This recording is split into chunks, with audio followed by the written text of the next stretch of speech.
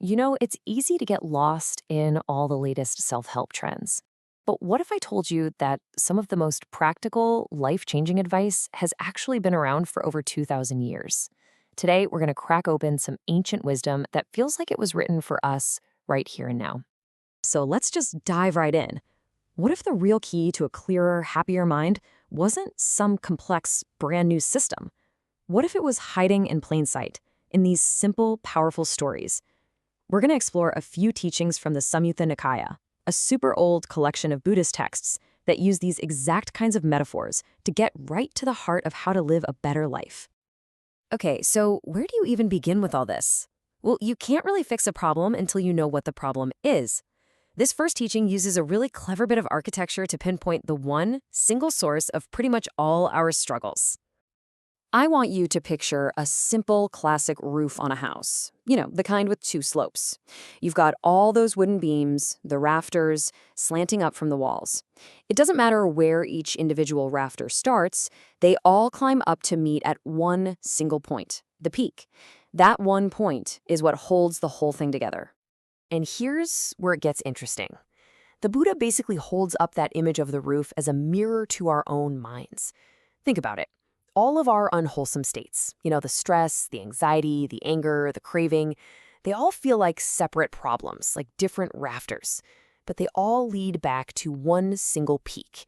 And that peak has a name in Pali, avidya. Now, this is often translated as ignorance, but it's not about being unintelligent. It's more like a fundamental not seeing clearly, a deep-seated misunderstanding of reality. And that is the peak holding all of our troubles in place. Okay, so to really grasp why dealing with this avidya is so important, the next simile just hits you with this incredible dose of cosmic perspective. Seriously, try to wrap your head around this. Imagine all the dust, all the dirt, all the sand on the entire surface of our planet. Just a mind-boggling amount, right? Now, take a look at your hand. Imagine you just scooped up the tiniest little speck of all that dust on the very tip of your fingernail. Well, the teaching says that the number of beings in all other realms of existence is like all the dust on Earth. And the number who get to be born as a human, like you and me right now, that's the tiny speck on your fingernail. It's such a powerful way to show that this life is not a dress rehearsal. It is an incredibly rare and precious opportunity. So, if the root of our problems is this not seeing, and our time to work on it is unbelievably short, what's the most powerful tool in our toolkit? Well, the teachings point to a specific practice, a skill, really, that can totally change the game. It all starts with this one word, metta. You might have heard it translated as loving kindness, but that can sound a little passive, Metta is a muscle. It's an active goodwill. It's this intentional, universal love that you train your mind to radiate out to everyone and everything, no exceptions.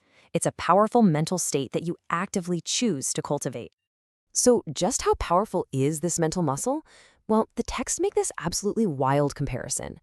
Imagine you are so incredibly generous that you gave away hundreds of amazing, lavish meals, 3 times a day, every single day. That's a huge act of giving, right? But get this.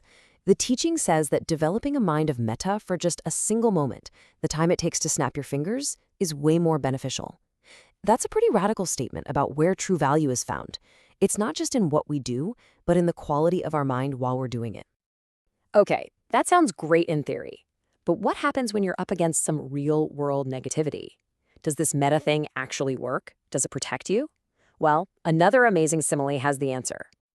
This image is just fantastic. It says that if someone tries to direct hatred or ill will towards a person whose mind is filled with metta, it's like they're trying to grab a razor-sharp spear and bend it with their bare hands. What's going to happen? They won't hurt the spear. They're only going to injure themselves. The negativity just has nowhere to stick. That's the kind of shield that a kind heart provides.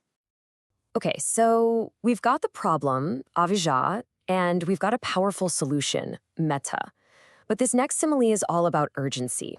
It's this incredibly vivid reminder that the clock is ticking on our chance to actually put this stuff into practice. Let's break this down, because the way it builds up is what makes it so powerful. First, imagine 4 master archers, the best in the world, all shooting arrows in 4 different directions at the exact same time. Super fast, right? But then the simile says, the sun and the moon move even faster than those arrows. And just when you think you've hit the maximum speed, here's the punchline. The moments of your life are passing by even faster than all of that. So, what on earth can you do when you realize time is moving that quickly? Well, the texts repeat one core instruction over and over again. This is the big takeaway. In Pali, it's opammasāṃyutta. It basically means we will live diligently. We have to live with this mindful, careful attention. It's a call to action. Knowing that our time is just flying away, we have to wake up and pay attention to how we're actually living. But being diligent doesn't just mean trying harder. It means practicing smarter. This next little story from the animal kingdom is a brilliant warning against one of the biggest traps we can fall into: just copying what other people do without really understanding why they're doing it. So the story goes like this. You have these wise, older elephants that go into a pond, pull up these tasty lotus roots, and then they carefully wash off all the mud before they eat them. This keeps them healthy and strong. But then you have these younger, kind of foolish elephants who see this and they try to copy it. But they're in such a rush, so full of greed, that they just pull up the roots and gobble them down, mud and all. And the result for them isn't health, it's sickness and even death. So the crucial point here is about our own inner mud. The wise elephants are like experienced practitioners who can interact with the world, receive praise or gifts, but they don't get attached. They wash off the mud of greed and pride. The young elephants, well, they're like us, when we just chase after fame or possessions, consuming it all greedily without any wisdom. And we just end up feeling spiritually sick.